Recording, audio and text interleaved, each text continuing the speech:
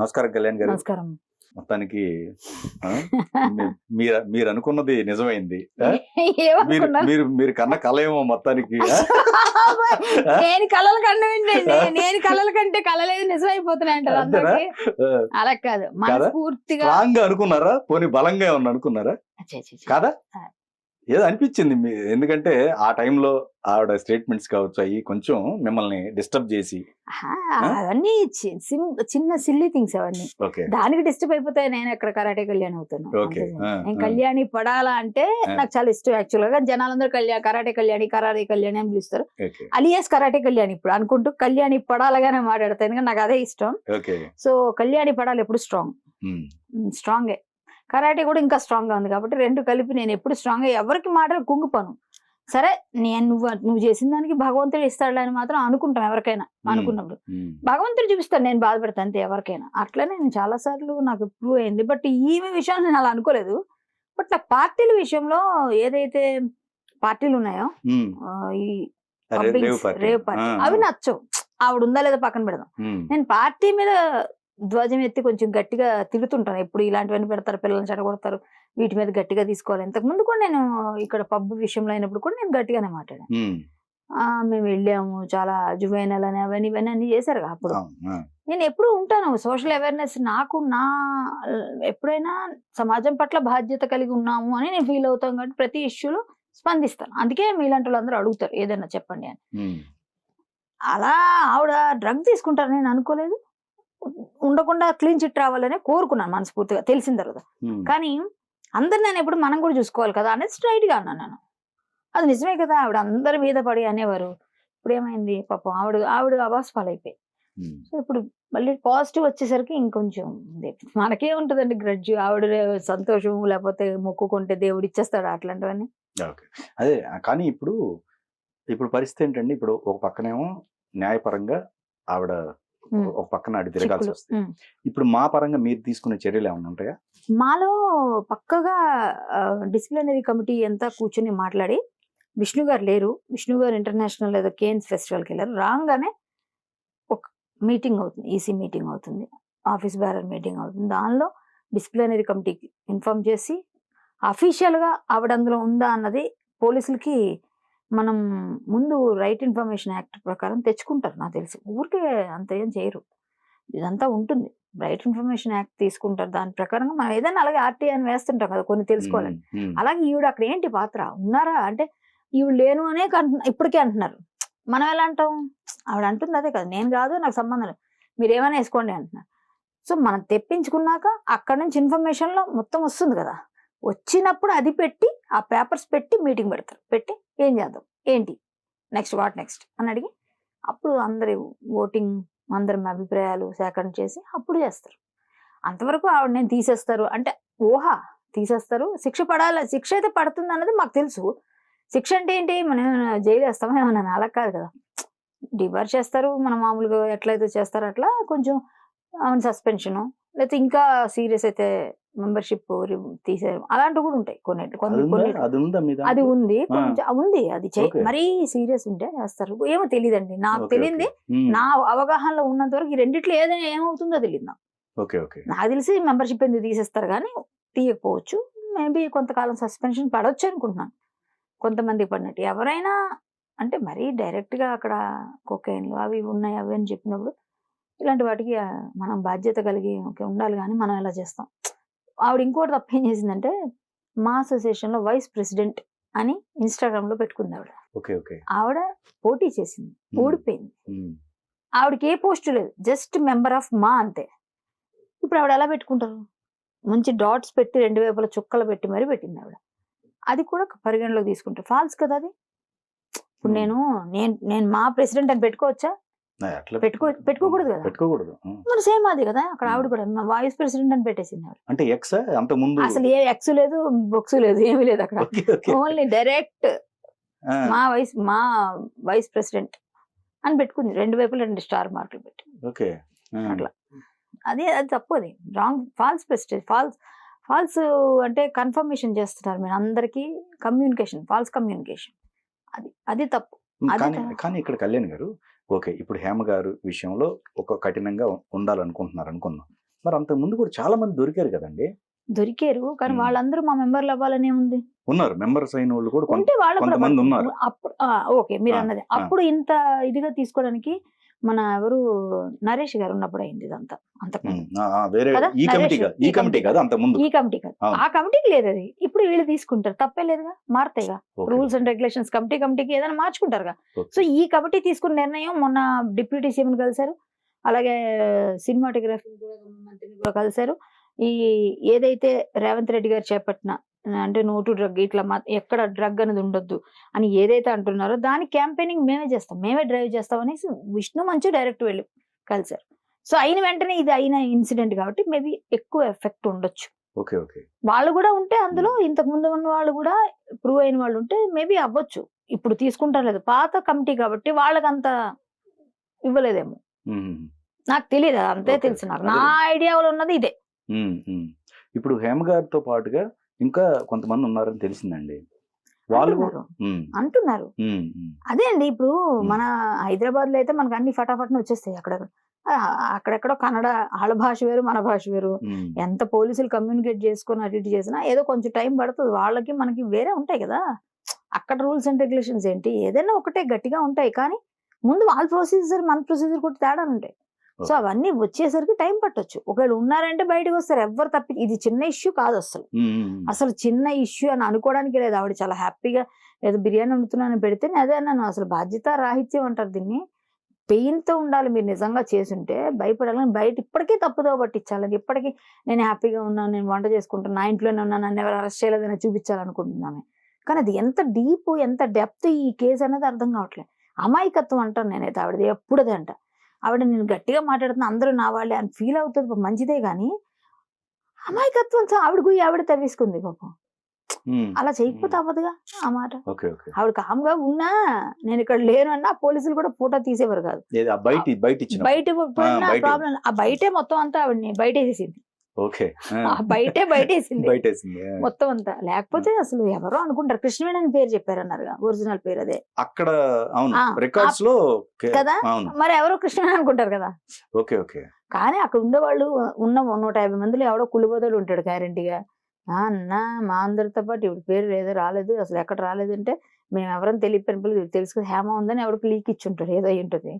Cinema వాళ్ళు ఉన్నారని చెప్పేసి వచ్చి ఉంటది కదా. ఆ పోలీసులు కూడా ఇవి సినిమా నటి అది ఎవరో చెప్పొస్తారు కదండి, అది ఎలాగో అయిపోతుంది, తెలియకుండా ఉండదు. తెలిసింది ఇంకా ఆవిడ నేను కాదని పక్కకు వచ్చేది ఒక చిన్న వీడియో ఫోన్ ఇంట్లో వాళ్ళకి మాట్లాడతానని చెప్పి ఏదో తీసి పంపించింది. అది పోలీసులకు తెలిసిపోయింది.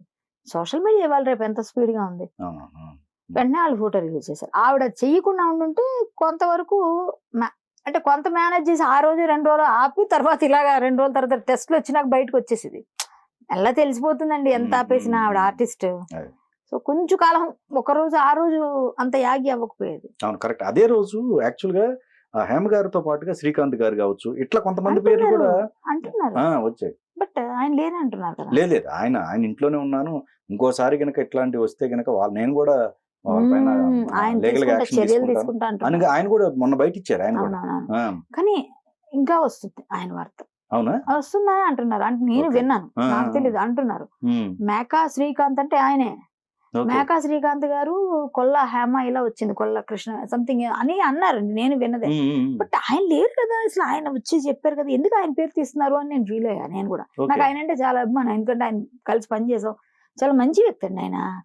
అంటే మేబీ ఎవరో పిలిస్తే పార్టీకి వెళ్ళడం తప్పను కదా, వాళ్ళ హీరో రేంజ్లు కాబట్టి వాళ్ళకు ఉండే సర్కిల్లో వాళ్ళు పిలిస్తే సర్లే మన వాళ్ళు ఎవరో పిలిచారని వెళ్తే అక్కడ వాళ్ళు తీసుకుంటే వీళ్ళ పేరు కూడా పెట్టేయడం అనేది కామన్. మేబీ వీళ్ళు వెళ్ళి తీసుకోవడం ఈవెన్ పాజిటివ్ వచ్చింది ఈమెది. మరి ఆయనది పాజిటివ్ వచ్చిందా, అసలు ఆయన ఉన్నారా లేదా అన్నది మనకు కన్ఫర్మేషన్ లేదు. ఆయన ఉన్నారా లేదా కన్ఫర్మేషన్ లేదు, మనం ఎలా మాట్లాడతాం దాని గురించి కాబట్టి మనకు తెలియదు. అది కూడా బయటకు వచ్చారు, వెయిట్ చేయాలి. ఒకవేళ ఆయన ఉంటే, లేకపోతే మనకు తెలియదు అసలు ఆయన ఉండరని నేను అనుకుంటున్నా. అంటే వీళ్ళకి తీసుకున్నట్టు ఆయనదేం శాంపిల్స్ తీసుకోలేదండి. తీసుకున్నారు అన్నారు, మరి తీసుకున్నారా? అంటే ఆయన వెళ్ళుంటే తీసుకుంటారు. అదే ఆయన వెళ్ళుంటే తీసుకున్నారు అందరివి అన్నారు, అందరిలో ఈయన కూడా ఉంటే తీసుకుంటారు. అంతే కదా. బట్ ఇంకా శ్రీకాంత్ గారిది రాలా రిపోర్ట్ కదా, తెలియదు మనకి. ఆయన వెళ్తే తెలుస్తారు. అదే ఆయన వచ్చింది కానీ ఆయన వెళ్ళి ఉంటే అక్కడ వాళ్ళు తీసుకుని ఉంటే ఖచ్చితంగా వచ్చి ఉంటది. అదే రైట్ ఆయన వెళ్ళకపోతే ఎందుకు ఉంటది? అసలు ఎలా తీసుకుంటారు? అంతేగా మరి. అవును, తీసుకోలేదంటే మనకెలా తెలుస్తుంది? ఆయన ఎల్లుంటే ఖచ్చితంగా ఉండొచ్చు. అదే అంతే, మనకు తెలియదు ఆ విషయం. అయితే ఆయన ఖండిస్తున్నారు కాబట్టి మేబీ చూడాలి, వెయిట్ చేయాలి మనం. ఓకే ఎప్పుడు వస్తుంది ఏంటన్నది. అంతేగా. కానీ ఎక్కువగా కళ్యాణ్ గారు అసలు డ్రగ్ ఎడిట్ అనేది అసలు ఈ మధ్య సెలబ్రిటీలు ఎక్కువ బయటపడతా ఉన్నారు. అలా కాదండి, ఎక్కువ రంగుల ప్రపంచంలో ఉన్నది మేమే. బయట జనాలందరూ ఫోకస్ మా మీద ఉంటుంది. ఇప్పుడు కరాటే గళ్ళని ఇంత గట్టిగా ఖండిస్తుంది హేమని, ఈమెని ఎక్కడ దొరికిద్దామా అని చూడరు అంటారా? ఏదైనా విషయంలో ఏదైనా దొరుకుతుందా? ఎక్కడ దొరుకుతుంది? ఎన్నిసార్లు వాళ్ళు వేసారు, ఎన్ని రకాలుగా ఆ విషయాలు ఈ విషయాలు. ఇప్పుడు ఈ విషయంలో కూడా కళ్యాణ్ గారు బయటకు వచ్చి ఆవిడ పాత కక్ష ఏదైతే ఉందో అవి తీర్చుకుంటున్నారు హేమ గారి మీద. నేను ఆవిడ మీద ఏం కక్ష తీర్చుకోలేదు. నేను ఇలా నువ్వు బాధ్యత కలిగి ఉన్నాను, అమ్మాయిలకి ఇంత హెల్ప్ చేస్తాను అంటున్నావు, నువ్వు మాట్లాడేప్పుడు నువ్వు వెనకాల చూసుకోవా అని అడిగాను. నాకేం కక్ష ఉంది ఆవిడతో? పోనీ ఆవిడ ఎలక్షన్ టైంలో మా ఇద్దరు ఏదైనా అనుకుంటూ మాట అయిపోయింది అక్కడతోనే. తర్వాత మళ్ళీ ఎక్కడైనా కలిసి హలో ఎలా ఉన్నా బాగున్నా బాగున్నా అంతే అయిపోయింది. హేమక్క ఎలా ఉన్నా అంతే. మళ్ళీ ఆవిడతో నాకేం కక్ష ఉంటుంది? నువ్వు వెళ్ళావు, అసలు నాకు అదో కోపము, వెళ్ళడం తప్పు ఇలాంటి పార్టీలకి. ప్లస్ నువ్వు చూసుకోకుండా అందరికి పెద్ద ముత్తైదులు సమాధానాలు చెప్పి అందరికి నీతులు చెప్పేటప్పుడు మనం ఏం చేస్తున్నాం? అది నేను అనేది. ఇప్పుడు ఇలాగే సినిమా వాళ్ళ మేము ఇది మాట్లాడేటప్పుడు నా మీద కూడా ఉంటుంది ఫోకస్. ఎక్కడికి వెళ్ళినా మా మీద మాకు ఎక్కడ ప్రైవసీ ఉంది? నేను ఎక్కడికి వెళ్ళిన ఫోటోలు వీడియోలు, హలో మేడం ఫోటో, అసలు మేము ఎక్కడ ప్రైవసీతో ఉంటాం చెప్పండి? ఉండడమే అవదు. మా ఇంట్లో మేము ఉన్నా కూడా ఏదైనా ఫేస్బుక్ లో వీడియో పెడితే దాని గురించి, ఫేస్బుక్ లో పోస్ట్ పెడితే దాని గురించి తెల్లవారులేసారి రచ్చ జరిగిపోయి వెబ్ న్యూస్లు అన్నిట్లో ఉంటుంది. నా ఫేస్బుక్ లో ఏదైనా రాస్తే అంటే చెప్తున్నాను, మనం ఒక పోస్ట్ పెడదాం మనస్ఫూర్తిగా ఏదైనా అంటే కూడా ప్రాబ్లం. అందుకే మొన్న వీడియో బయట వేసి ఏంటక్క ఇది అని చెప్పేసి అంటే అది కూడా హల్చల్ చేసేసింది. దానివల్ల ఇన్ని ఛానల్స్ ఇంతమంది. ఎందుకంటే నేను మాట్లాడాను, అది మీలాగే ఆవిడ మీద కక్ష. ఏం కక్ష? ఆవిడ మీద నాకు కక్ష లేదు. నాకు బాధ్యత ఉంది సమాజం పట్ల. నువ్వు ఈ పార్టీల్ని, రేవ్ పార్టీలనే బ్యాన్ చేయాలి. ఇలాంటి చెత్త చెదారం వల్ల పిల్లలు పాడైపోతున్నారు, సమాజం పాడైపోతుంది. ఇంత డ్రగ్గిస్టులు అయిపోతే వాళ్ళ ఫ్యూచర్ ఏమైనా ఉంటుందా? ఎంత చిన్న పిల్లలు ఉన్నారు అక్కడ, పెద్దవాళ్ళు చిన్నవాళ్ళు అందరూ. చదువులు మీ అమ్మ నాన్న చదివించింది ఎందుక? డ్రగ్గులు తీసుకోవడం మీరు మీ అమ్మ నాన్న పోషిస్తుంది ఎందుక? చిన్నప్పుడే మిమ్మల్ని వాళ్ళు ఒక వడ్లగం చేసేస్తే అయిపోద్దిగా. ఇవన్నిటి తర్వాత అది ఇక్కడ డ్రగ్గులు దొరికాడు, అక్కడ చనిపోయాడు, యాక్సిడెంట్లు తాగి రేసుల్లో పడిపోయి బుర్ర పగిలిపోయింది అనిపించుకునే బదులు. అంతేగా మరి తల్లిదండ్రులు ఎంత క్షోభ. అది నా పెయిన్. దానికోసం నేను స్పందించారు ఈ ఇన్సిడెంట్ పైన. వెంటనే హేమ గారు వచ్చారని ఆవిడ కూడా వేసి ఒక్క ఉంటారు. సింపుల్ అంతే. నేనేమో ఆవిడ మీద నాకేం కక్ష లేదు. ఇప్పుడు నేను కూడా జాగ్రత్తగా అమ్మో ఎప్పుడు ఎవరేమంటారు అంటే అలాగే అంటారు. నువ్వేం మాట్లాడుతున్నావు అలా అనేవాడిని నేనేం ఆపలేను. ఎందుకంటే వాడు నా ఇంటి పక్కడు కాదు, నా ఇంటి వెనకాల లేడు, మా ఇంట్లో వాడు కాదు. నా గురించి వాడికి తెలియదు. వాడు అనుకునేవాడు అనుకుంటుంటాడు. అనుకున్నవాడు అందరూ మాట్లాడినాడని చెప్పి నేను కూర్చుంటే నేను ఏది నెగ్గలేను, నేను ఏది సాధించలేను. కాబట్టి నేను మా సినిమా వాళ్ళు ఫోకస్ అవుతారు. ఎంతమంది ఉన్నా మీరు ఒక టెక్కీని అడగరు కదా, అదే అడిగారు నిన్న మొన్న కూడా. ఒక టెక్కీని మీరు వెళ్ళి మీ కొలీగ్ ఎవరో ఉన్నారటండి మీ కొలీగ్స్ అంటే వాడెవడో చేస్తారు, నన్ను అడుగుతారు. ఇంకొకరు డాక్టర్స్, ఇంజనీర్స్, బిల్డర్స్, ఎమ్మెల్యే వాళ్ళందరూ ఎవరిని అడగరు. రాజకీయ నాయకులు, సినిమా వాడు అనగానే ఒక న్యూస్. అందరికి ఫుల్ పండగే పండగ. ఒక 2-3 రోజులు సెలబ్రేట్ చేసుకుంటారు. వాళ్ళు దొరికారండి, వీళ్ళు సెలబ్రేట్ చేసుకుంటారు. సెలబ్రిటీ స్టేటస్ ఉంది కాబట్టి అందువల్ల మెయిన్ ఫోకస్. అందుకని సినిమా వాళ్ళే దొరుకుతారు అనుకున్నా, అందరూ దొరికారు. కానీ వాళ్ళని అడగరు మీరు, అంతే. వాళ్ళు ఫోకస్ చేయరు, ఎవరో మనకు తెలియదు. వాళ్ళు అసలు ఎవరికి తెలుసండి. మీరు ఫోకస్ చేయడం వల్ల ఓహో ఈ ఫేస్ ఎలా ఉంది, ఈయన ఇంజనీరా, ఈయన డాక్టరా, ఈయన బిల్డరా అని వాళ్ళు ఫోకస్ అవుతారు. పాపం వాళ్ళు బయటికి రాకూడదు అనుకున్న వాళ్ళు బాధపడతారు. లేని వాళ్ళు నాకు మంచి పబ్లిసిటీ వచ్చింది అనుకుంటారు. సో దానివల్ల ఏం యూజ్ లేదు కాబట్టి మమ్మల్ని పట్టుకుంటారు మీరు. ఇంకా మరి సినిమా వాళ్ళు అంటే అన్నిట్లో ఉన్నాయి. అవును. అండ్ ఇంకోటండి, మీరు కొన్ని వీడియోస్ రిలీజ్ అయినాయి చూసారా? అసలు రేవ్ పార్టీ ఏంటి అనే కల్చర్ ని ఎంత భయంకరంగా ఉందండి. విచ్చలవిడిగా ఉంటది అది. నేను చూసిన తర్వాత ఈ మధ్య 2-3 అంటే వాళ్ళు ఇంకేదైనా చేయొచ్చంట, అలా ఉంటుందంట రేవ్ పార్టీ అంటే. నాకు నిజంగా నమస్తే నారాయణ అని నాకు అస్సలు దాని గురించి నాలెడ్జ్ లేదు. మనకు తాగుడు ఏమి ఇలాంటి వాటి సంబంధాలు లేవు అసలు. ఆ వాసన కానీ తాగేవాళ్ళన్నా నాకు చిరాకు. నా ఫ్రెండ్ సర్కిల్ ఎవరైనా తిడుతుంటా. మా ఇంట్లో మా మామయ్య ఉండేవాడు ఇంతకుముందు. ఆయన ఎప్పుడో చిన్నప్పుడు, నా చిన్నప్పటి నుంచి మా తాతగారు వాళ్ళెవరో చిన్నగా ఉంటాయి అందరికి మగవాళ్ళు, అది చూసే నాకు కోపం. మా నాన్నగారు పెద్దగా ఏం లేదు. నాన్నగారు ఎప్పుడు అకేషనల్ ఉండే, అది కూడా మేము మాన్పించాం పిల్లలు పెరిగినాక. అసలు ఇవి చాలా చాలా తక్కువ అండి. స్మోకింగ్, డ్రింకింగ్ అనేది చాలా తక్కువ. ఈ పార్టీ ఫుల్ డీటెయిల్డ్ గా చెప్తున్నారు. 2-3 వీడియోలు రిలీజ్ అయినాయి. అంతే, చూడలేదు. చాలా డెప్త్. అసలు ఎంత దరిద్రంగా ఉందంటే కల్చరు, అక్కడ వాయు వరుసలు ఉండవంట. హస్బెండ్స్ అనేది అసలు అదో టైప్ ఉందండి అది. అసలు మన కల్చర్ కి పూర్తి విరుద్ధం అండి అది. అంటే విచ్చలవిడితనం. అంటే ఇంకో చెప్పాలంటే జంతువులు. జస్ట్ లైక్ అండి. అంతే అర్థమైంది. యానిమల్స్ కి వావర్సలు లేవుగా. అంతే. తల్లి ఎవరో, కూతురు ఎవరో, కొడుకు ఎవరో, తండ్రి ఏది ఎవరో లేదు, తెలియదుగా. అదే రేవు పార్టీ అన్నట్టుగా. మరి ఇంకా అంతే. అది ఇంకా అందరు మత్తు పదార్థాల్లో ఉన్నప్పుడు ఎవరేం చేస్తారు ఎవరికి తెలుస్తుందండి. పాటలు, డాన్సులు అవే కనిపిస్తాయి. ఆ ముసుగులో మసక చీకట్లో ఏం కనిపిస్తుంది? మసక చీకట్లో పాట అప్పుడెప్పుడో చేశారు కానీ ఇప్పుడు ఆ పాటలు వేసి వీళ్ళు డాన్స్లు వేస్తుంటారు. ఇప్పుడు దాన్ని రీమిక్స్లు చేసి డీజే అని మధ్యలో పెట్టి ఆ పాటకి వీళ్ళు డాన్స్లు ఉంటాయేమన్నా నా డౌట్. మనకు తెలియదు. పబ్బుల్లో కూడా అలాగే పెడుతుంటారని విన్నాను. పబ్బు కూడా సరిపోదండి, అంతకు మించి అంట రేవ్ పార్టీ అనేది. మరి ఇలాంటి వాటిని చేసినోడు ఎవడో అండి రేవు పెట్టేసి అసలు బయటికి రానివ్వకూడదు. బయటికి రానివ్వకూడదు. ఇంకోసారి రేవు పార్టీ అంటే భయపడాలి. వీడు రేవు గుర్తు రావాలి. అలా చేయాలి. నిజంగా ఎంతమంది దొరికారో వాళ్ళు ఎవరైతే ఉన్నారో పెడ్లర్స్ వాళ్ళందరూ ఉన్నారో వాళ్ళందరినీ వేసేయాలండి లోపల. వేసేసి చిత కుమ్మేయాలి. నిజంగా మొత్తం కుమ్మేసి, లేదా ఆడోళ్ళు 10 మంది 20 మందిని వదిలేసి ఆడోళ్ళతో కుమ్మించాలి. హైదరాబాద్ అయితే మీరు ఇంకా అసలు వెళ్ళిపోయి కొట్టేవాళ్ళు. హైదరాబాద్ 10-15 మంది ఆడోళ్ళు వెళ్ళి మొత్తం అందరు కలిసి కుమ్మేయాలని. కుమ్మేస్తే ఎంతమంది లైఫ్లు అండి, ఎంతమంది పిల్లల లైఫ్లు అండి. ఇప్పుడు వాళ్ళకి కూడా కుటుంబాలు ఉంటాయి. కుటుంబాలని ఎన్ని నాశనం. ఈ డ్రగ్ అలవాటు పడిన వీక్నెస్ రాదా, నరాలు మొత్తం వీక్నెస్ అయిపోతారంట కదా. వాళ్ళకి మళ్ళీ ఇప్పుడు 3 నెలలు కౌన్సిలింగ్ ఇచ్చి తర్వాత వాళ్ళు సెట్ అయ్యారనే దాకా వదలరంట కదా. ఇప్పుడు కూడా రీహాబిలిటేషన్ సెంటర్ పంపిస్తారంటే ఈ డ్రగ్ అడిక్ట్స్ అందరినీ, వీళ్ళందరినీ విక్టిమ్స్ గా భావించి కొంతమందిని. అంటే ఇప్పుడు వాళ్ళు హెల్త్ పరంగా ఎంత డ్యామేజ్. ఇప్పుడు అది లేకపోతే బతకలేక మనం సినిమాలో చూస్తుంటాం చాలాసార్లు. అది కావాలని కాళ్ళు చేతులు పట్టుకొని బతిమలాడుకొని ఎంత పెద్ద వాళ్ళు కూడా డాక్టర్స్ అవి చూపిస్తుంటే సినిమాలో ఇలా ఉంటుందా అనిపిస్తుందా? ఇప్పుడు ఇది చూసినాక అమ్మ ఇంత డేంజరస్ కల్చర్ని ఎందుకు పెంచి పోషిస్తున్నారు? వీడి డబ్బు కోసం, వీడి దగ్గర విచ్చలవిడితనం డబ్బు ఉంటే. అరే ఆ స్లమ్స్ లో చాలా మంది చచ్చిపోయే పరిస్థితులు ఉన్నారు తిండి తిప్పలు లేక. ఈ 10 లక్షలు 20 లక్షలు తగలేసే బదులు వాళ్ళకెళ్ళి ఒక 2 లక్షలు పెడితే ఒక చిన్న గుడిసెలు లాంటివి వేసిస్తే మిమ్మల్ని పూజిస్తారు దేవుళ్ళగా. నీవు 1 లక్ష రూపాయలు 2 లక్షలు ఎంట్రీ ఫీజులు పెట్టి లోపలికి వెళ్ళే బదులు ఆ పోను 10,000 ఇవ్వండి అలాంటి వాళ్ళకి. ఎంట్రీ ఫీజు 1,00,000 కాదండి, ఇంకా ఎక్కువ. లేదు అంతే ఉంటది. 50 లక్షలు అన్నారుగా. 50 లక్షలు మొత్తం పార్టీ విలువ అన్నారు. అంటే ఒకరికి 50 లక్షలు ఇస్తే ఎక్కడండి కోట్లు దాటిపోద్ది. అంతుంటే ఈ పాటికి మనకు తెలిసేది. అలా ఉండదు. 50 లక్షలు అయితే నేను విన్నాను. అంటే 1,50,000 ఉంటది మనిషికి. అంతంత బెటర్.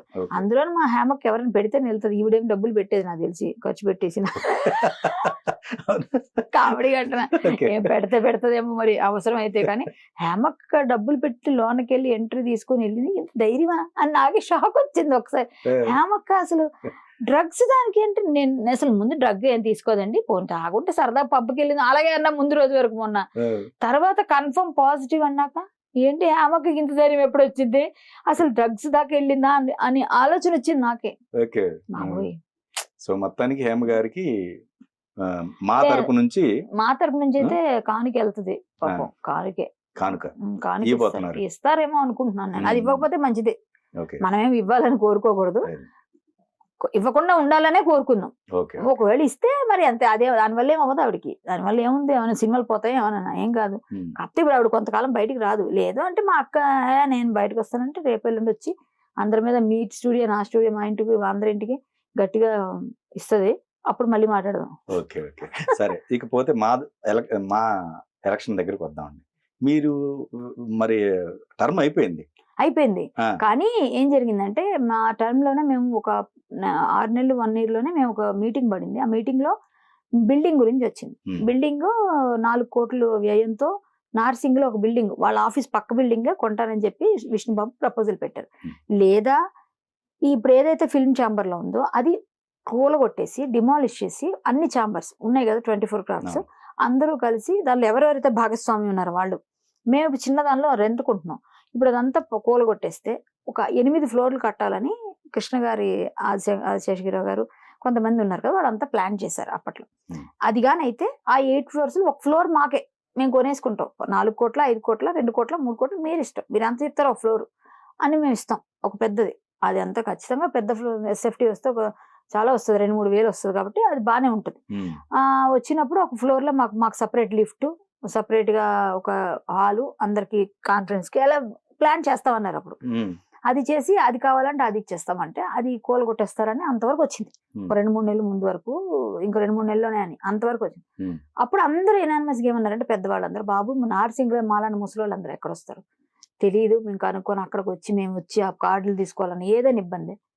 సో మాకు ఇక్కడ కూలగొట్టి చేస్తామన్నారు కదా, ఇక్కడనే మాకు ఇవ్వండి, అంతవరకు మనం వెయిట్ చేద్దాం, అర్జెంట్ లేదు, మీరు ఎప్పుడైనా కొనిస్తామన్నారు కదా. అప్పటితో అది అక్కడ కూలగొట్టేది ఆగిపోయింది. ఇప్పుడు మళ్ళీ మీటింగ్ పెట్టుకున్నారు మొన్న, అయిపోయింది. మీరే చెప్పండి, ఎలక్షన్స్ కొంచెం ఎకడమిక్ ఇయర్ అయిపోయినాక చూసుకొని పెడతామని ఏదో చెప్పాను. ఏదంటే లేదు బాబు, మీరు అది కట్టే వరకు మళ్ళీ సగం ఎవరో వచ్చి మీరు డబ్బులు ఇచ్చేస్తారు, ఏదో అవుతుంది, అవన్నీ నాకు మళ్ళీ ఆగిపోయేది ఇది అవ్వచ్చు, వద్దు, మీరే కంటిన్యూ అవ్వండి. ఒక మొత్తం జనం నుంచి వచ్చింది, మేమెవరో మాట్లాడింది కాదు, కమిటీ ఇదే కమిటీ కంటిన్యూ అవుతుంది. నో ఎలక్షన్స్, మాకు వద్దు, ఎలక్షన్ వద్దు, బిల్డింగ్ అయ్యే వరకు మీరే మా ప్రెసిడెంట్. అది జనరల్ బాడీ తీర్మానం అండి. జనరల్ బాడీ అంటే యాన్యువల్ జనరల్ బాడీ అంటారు, extraordinary general body meeting, extraordinary. దానిలో మొత్తం అందరూ వచ్చిన 300 మంది, 400 మంది, 150 మంది, 200 మంది లెక్క పెట్టలేదు నేను, వచ్చిన జనం అంతా ఇనానిమస్, విష్ణు గారే మాకు కావాలి, ఏంటి ఎప్పుడు బిల్డింగ్ అయితే అప్పుడు దాకా అని తీర్మానం చేసుకున్నారు మొన్న. అది అన్ని సంవత్సరాలు పట్టదు నాకు తెలిసి. మేబీ ఇప్పుడు కాంగ్రెస్ ప్రభుత్వానికి వెళ్ళి పెట్టారు వీళ్ళర్జీ, మాకు ఈ ఫిల్మ్ నగర్ లోనే కావాలి, ఇది అవ్వట్లేదు, ఈ బిల్డింగ్ డిమాలిష్ చేయట్లేదు, సో మాకు ప్లేస్ ఇవ్వండి, మీ తరపున మీరే గుర్తుండిపోతారు కదా, మంచిదే ప్రభుత్వం, ఇవ్వండి, ఇస్తే ఒక 18 నెలల్లో నా సొంత ఖర్చులతో నేను కడతాను, మీరు ఓన్లీ ప్లేస్ ఇవ్వాలి మాకు, గవర్నమెంట్ ప్లేస్ అని అడిగితే మీరు సెట్ చేసుకోండి అన్నారు. పరశురు గారు నాకు తెలిసిన ప్లేసులు చూస్తామని చెప్పారు, 4-5 వెతుకుతున్నారు, అవి వాళ్ళకి సబ్మిట్ చేస్తాం. ఎలక్షన్ మొన్న అయింది కాబట్టి ఇప్పుడు వెంటనే వాళ్ళు ఇవ్వగానే 2 years లో కట్టేస్తారు పక్కా. అంటే ఇంకో 2 years వరకు అవ్వదు నాకు తెలిసి, ఎలక్షన్ లేవు, ఉండకపోవచ్చు, మరి చెప్పలేం, మరి ఏమైనా మార్పులు చేర్పులు ఉంటే బిల్డింగ్ అయితే కట్టాలని స్ట్రాంగ్ గా ఉన్నాడు, లేకపోయినా అతని వంతు అతను ఎంత అనుకున్న అంత అమౌంట్ ఇచ్చేసి వెళ్తారు ఆయన దిగేటప్పుడు, ఇది కన్ఫర్మ్. ఇప్పుడు కొంతమంది కోరుకుంటున్నారు కదా, ఇప్పుడు మాకు ఏదైతే ఉందో టర్మ్ అయిపోయినప్పుడు ఎలక్షన్ అనేది కొంతమంది అది అందరికీ తెలిసిందిగా, మరి ఎవరు మాట్లాడలేదుగా, మరి దాని అర్థం ఏంటి, అందరూ ఊరుకున్నట్టేగా. అంటే ఎవరో ఒకళ్ళ చేతి మీద అవ్వాలి అని అందరూ వదిలేస్తున్నారు, ఎందుకు వీళ్ళు వాళ్ళు తన్నుకోవడం, అందువల్ల ఆయన చేస్తానండి, చేయనివ్వండి. ఇప్పుడు ఆయన అడిగిన దానిలో సమంజసం ఉంది, అక్కడ కొంటానంటే వద్దన్నారు, ఆ చిన్న ప్లేస్ ఎందుకు అంటున్నారు, సరే పెద్దగా వెడల్పు ఒక 2000-3000 SFT తో కట్టాలి అంటే పెద్ద ప్లేస్ 1000 గజాలు అంతా ఇస్తే అక్కడ చేస్తారు నాకు తెలుసు. అది విషయం. Thank you so much. Thank you అండి.